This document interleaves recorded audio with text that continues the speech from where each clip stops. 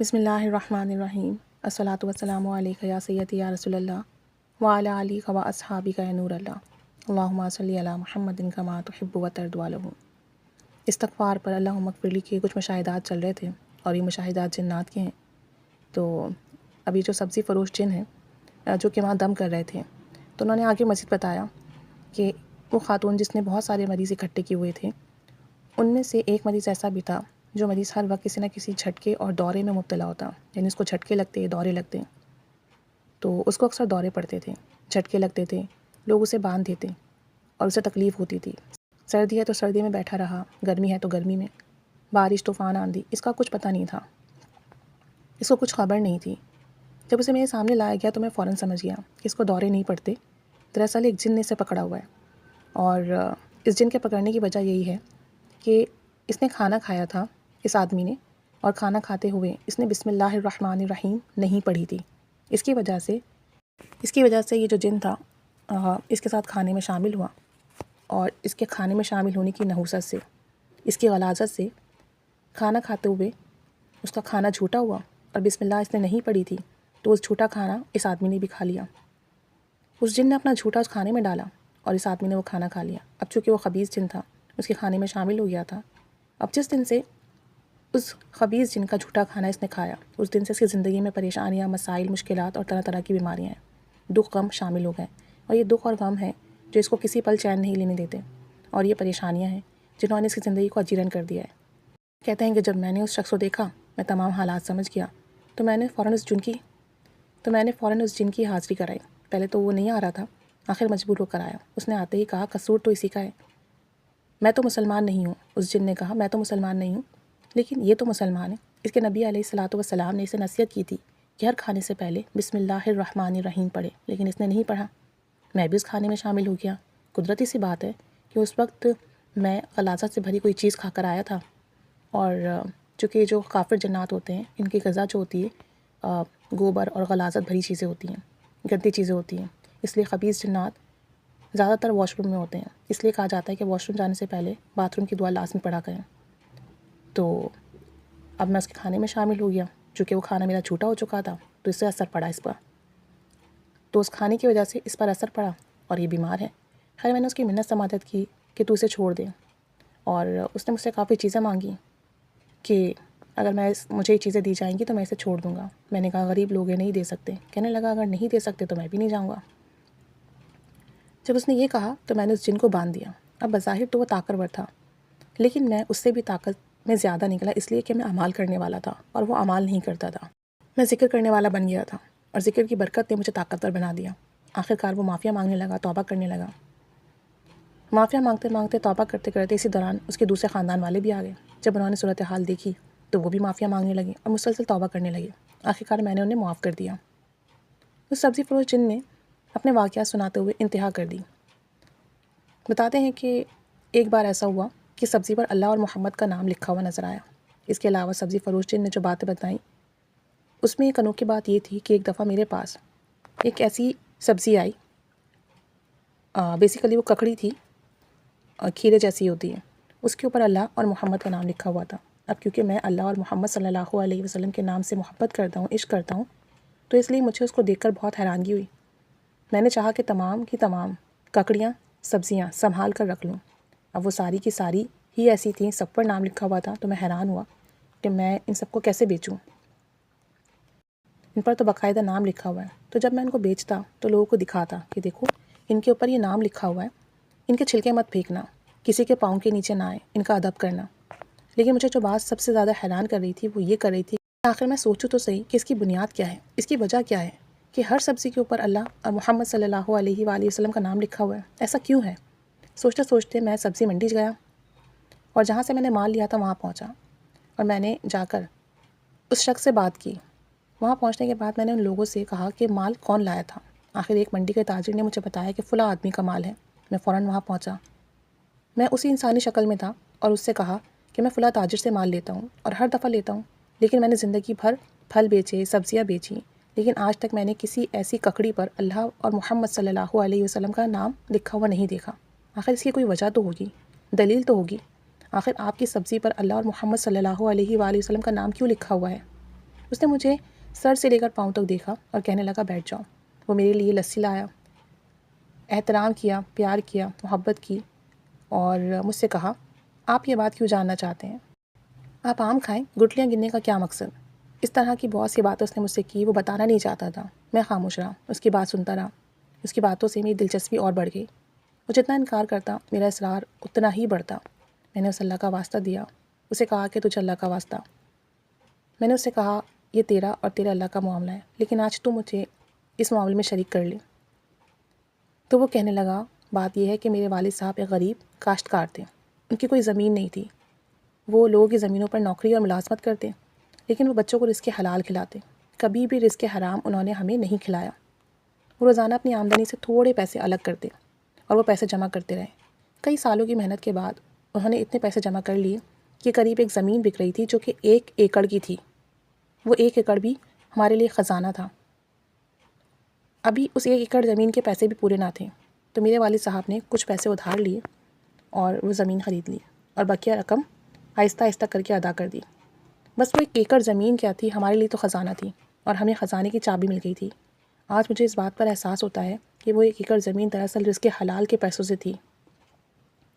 اللہ پاک نے اس میں برکت دی، اور یقیناً وہ رزق حلال ہی کی تھی کہ آج میں 3 مربع زمین کا مالک ہوں اور میرے پاس 35 ملازم کام کرتے ہیں۔ آخری وقت کی میرے والد کی کچھ نصیحتیں تھیں۔ بتاتے ہیں کہ میں پھل اور سبزیاں بیچتا ہوں اور بہت بہترین آمدن ہوتی ہے۔ میرے والد صاحب نے میری زندگی کا عروج دیکھا، وہ فوت ہو گئے۔ آخر وقت میں انہوں نے مجھ سے کہا اور مجھے اپنے پاس بلایا اور مجھے ایک نصیحت کی کہ بیٹا کبھی حرام نہ کمانا، کبھی مشکوک نہ دیکھنا، کبھی مشکوک رزق کی طرف توجہ بالکل نہ دینا، اور ایک بات یاد رکھنا، زکوٰۃ اور عشر پوری طرح ادا کرنا، تمہارے رزق میں کبھی کمی نہیں آئے گی اور تمہیں اللہ پاک دنیا اور آخرت کی عزتیں اور ترقی عطا فرمائے گا۔ بس وہ والد صاحب کی بات تھی، نصیحت تھی، میں نے اس کو اپنے دامن سے باندھ لیا اور پھر اس بات کو دامن میں باندھ کر میں اپنے کام میں مصروف ہوا۔ والد صاحب فوت ہو گئے، لیکن مجھے نصیحت کے نام پر ایک قیمتی موتی دے گئے۔ میں نے ان پر عمل کیا۔ میں نے کبھی اپنی زکوٰۃ کم نہیں کی، بلکہ پوری تول کر گن کر ادا کرتا، علماء مفتیان سے پوچھ کر ادا کرتا، اور عشر بھی اسی طرح ادا کرتا۔ والد کی نصیحتوں پر عمل کرنے کا صلہ ملا۔ ابھی کچھ عرصے سے یہ سلسلہ شروع ہوا کہ میری ہر پھل پر اللہ اور محمد صلی اللہ علیہ وسلم کا نام لکھا ہوتا۔ جب سے یہ لکھا ہوا شروع ہوا، لوگ میری طرف ٹوٹ پڑے کہ ہمیں خریدنا ہے، تو ہم خریدیں گے، زیادہ سے زیادہ پیسے دے کے خریدیں گے۔ تو کیونکہ اس نام والی سبزی کے کھانے سے ہمیں برکت ملتی ہے، بیماریاں ختم ہوتی ہیں، اور جہاں پھلوں کے ذائقے اچھے ہوتے ہیں وہاں شفا بھی ملتی ہے۔ اس طریقے سے رزق حلال کمانے کی برکت سے اور حرام سے بچنے سے اللہ کریم نے یہ کرم فرمایا۔ مزید سبزی فروش نے یہ بات کہی اور ٹھنڈی سانس لی۔ میں اس کے پاس سے اٹھنے لگا تو اس نے کہا ٹھہر جاؤ، میں آپ کو ایک بات اور بتاتا ہوں۔ اس زمیندار نے جس میں ککڑیوں کی تصدیق کے لیے گیا تھا، جس کے پاس میں ککڑیوں کی تصدیق کے لیے گیا تھا، وہ اٹھ کر اپنے گھر گیا اور کپڑے کی ایک پوٹلی لے آیا۔ اس کپڑے کی پوٹلی کو اس نے کھولا تو کچھ پرانے اس میں پیپرز تھے، کچھ بوسیدہ سی کتاب تھی، پرانی سی کتاب تھی۔ مجھے کہنے لگے یہ اوراد و وظائف ہیں جو میرے والد اور پھر ان کے والد اور پھر ان کے والد پڑھتے تھے، یعنی 4 نسلوں سے یہ ہمارے پاس ہے۔ میں بھی یہی پڑھتا ہوں، اور یہ مسنون اوراد و وظائف ہیں جن کے ذریعے مجھے آج تک کبھی کمی محسوس نہیں ہوئی۔ کہنے لگے کہ میں یہ سارے اوراد و وظائف ایک ایک بار پڑھتا ہوں، لیکن یہ وظیفہ میں نے ہمیشہ 33 بار پڑھا ہے۔ کسی خاص وظیفے کو انہوں نے کہا کہ میں ہمیشہ اسے 33 ٹائمز پڑھتا ہوں، اور اس وظیفے کی برکت سے میرے والد صاحب کہتے تھے کہ میں غربت میں بھی کبھی بھی خالی نہیں رہا۔ اس کے والد صاحب نے بتایا کہ تندرستی میں انہوں نے جب بھی اس کو پڑھا تو کبھی بھی مایوس نہیں ہوئے۔ میرے والد صاحب کے بقول ان کے دادا نے بھی کبھی نہیں چھوڑا اس وظیفے کو، ان کے والد نے بھی نہیں چھوڑا، اور میں نے بھی کبھی یہ وظیفہ نہیں چھوڑا، چاہے جتنی غربت ہو، تنگدستی ہو، ہم یہ عمل کرتے رہے۔ کہتے ہیں کہ وہ روزانہ 33 ٹائمز سورہ مزمل پڑھتے تھے، اور وہ جو ککڑی والا زمیندار تھا وہ کہنے لگا اب تو میری زبان پر سورہ مزمل اتنی آ گئی ہے، اتنی پختہ ہو گئی ہے کہ 1 منٹ یا 1 سے زیادہ 1.5 منٹ میں پوری سورہ مزمل پڑھ لیتا ہوں، اور اللہ کی رحمت سے مجھے اس کے کمالات، اس کی برکتیں وہ ملی کہ میں کیا بتاؤں، آپ سوچ نہیں سکتے۔ کہنے لگے میں ایک دفعہ بیٹھا پڑھ رہا تھا تو کچھ نیک لوگوں کی جماعت آئی، بہت خوبصورت تھے اور بہت نورانی تھے، میرے ارد گرد آ کر بیٹھ گئے۔ میں پڑھتا رہا، میں سمجھا شاید کوئی مہمان آئے ہیں۔ میں نے اپنی پڑھائی مکمل کی اور انہیں سلام کیا اور ان کے آنے کا مقصد پوچھا کہ آپ لوگ کون ہیں، کہاں سے آئے ہیں۔ تو وہ کہنے لگے جو नूरानी शक्लों वाले लोग थे।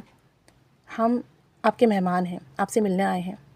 मैंने उनसे पूछा कि आप कौन हैं? तो कहा हम सूरह मुज़म्मिल जो आप पढ़ते हो, हम उसके खादिम और ग़ुलाम हैं। हम आपको देखने आए हैं। आप जितने दर्द, सोच और मोहब्बत से, खुलूस से इसे पढ़ते हो, हमें इससे मोहब्बत है। जो इसको पढ़ता है हमें उससे मोहब्बत हो जाती है, और जिससे हमें मोहब्बत हो जाती है उसके रिज़्क़ में बरकत होती है, शान व शौकत में, जाहो जलाल में, इज़्ज़त में, कामयाबी में उसे बहुत बहुत बरकत होती है, बहुत मिलता है। उस नेक स्वालिहीन की जमात ने मुझे कहा कि आपके बड़ों ने इसको 33 टाइम्स पढ़ा, 33 बार पढ़ा, लेकिन अगर आप इसको 41 बार पढ़ो, 41 टाइम्स रोज़ाना पढ़ लें, तो इसकी बरकत वो होगी जो आपकी 41 नस्लें देखेंगी, आपकी 41 नस्लों तक जाएंगी। फिर कहने लगे, देखो 41 दफ़ा पढ़ने से हमारी स्वालिहीन की जमात आपसे और ज़्यादा मोहब्बत करेगी, और आपकी हर मुश्किल में अल्लाह हमें आपका साथी बना देगा। आपके रिज़्क़ की बेबरकती में हम रुकावट बन जाएंगे, और ऐसे शयातीन जो आपके रिज़्क़ में मसाइल और बीमारियों का ज़रिया बनते हैं, उनको करीब नहीं आने देंगे। आपके घर से बीमारियाँ, परेशानियाँ ख़त्म होंगी, दुख मसले ख़त्म होंगे, रिज़्क़ व वक़ार में इज़ाफ़ा होगा। अल्लाह आपको और आपकी नस्लों में सरबुलंदी अता फ़रमाएगा। ये उस वक्त होगा जब आप इसको 33 टाइम्स से 41 टाइम्स कर लें, और इसको 41 मरतबा कभी ना पढ़ना छोड़ें। सफ़र में हो या बीमार हो या कोई मसला हो, वक्त बे वक्त इसको कभी ना छोड़ें। वो स्वालिहीन की जमात एक और बात कह गई, एक नसीहत करते हैं, ये ख़ुद भी ना छोड़ना और अपनी नस्लों को भी इसकी वसीयत करना कि आपकी नस्लें भी ये पढ़ें और 41 बार पढ़ें, और इसको कभी ना छोड़ना, और हमेशा इस सूरा को पढ़ते रहना, पढ़ते चले जाना। इसके बाद उन स्वालिहीन की जमात ने मुझसे इजाज़त चाही और वो चले गए। उनके जाने के बाद बहुत ज़्यादा खुशबू हर तरफ फैल गई, और मैं उस खुशबू को सूंघता रहा और सूंघकर हैरान होता रहा कि मैंने ऐसी खुशबू आज तक नहीं सूंघी थी। ये ऐसी खुशबू थी कि ज़िंदगी भर आज तक मैंने इसको महसूस किया। हैरत अंगेज़ खुशबू थी, हैरत अंगेज़। इसके अंदर एक सुकून था, राहत थी। मैं इस खुशबू को सूंघकर बहुत ज़्यादा हैरान हो गया, बहुत हैरान। इसके जाने के बाद बेसाख्ता मेरी आंखों से आंसू निकल गए। आज मुझे महसूस हुआ कि इसके हलाल और सूरह मुज़म्मिल इतनी बाबरकत चीज़ है। मुझे आज महसूस हुआ कि सूरह मुज़म्मिल खुद एक ख़जाना है, कि कहीं से ख़जाना मिले ना मिले, लेकिन ये खुद एक ख़जाना है, और हलाल में अल्लाह ताला ने बरकत रखी है। तो ककड़ी वाले ज़मींदार ने बताया कि उस दिन के बाद से आज तक मैं सूरह मुज़म्मिल बिस्मिल्लाहिर्रहमानिर्रहीम के साथ पढ़ता हूँ। अव्वल आखिर दुरूद शरीफ पढ़ता हूँ 7 बार, और हर बार बिस्मिल्लाहिर्रहमानिर्रहीम के साथ 41 बार सूरह मुज़म्मिल पढ़ता हूँ। कभी सुबह पढ़ लेता हूँ, कभी शाम। कोशिश करता हूँ कि एक वक्त और एक जगह मुकर्रर हो, उसी वक्त और उसी जगह पर पढूँ। लेकिन अगर कभी कोई मसला हो तो मैं अमल नहीं छोड़ता, उसे किसी और वक्त में मुकम्मल कर लेता हूँ, और हमेशा 41 बार पढ़ता हूँ। इसकी मुझे बहुत बरकत मिली।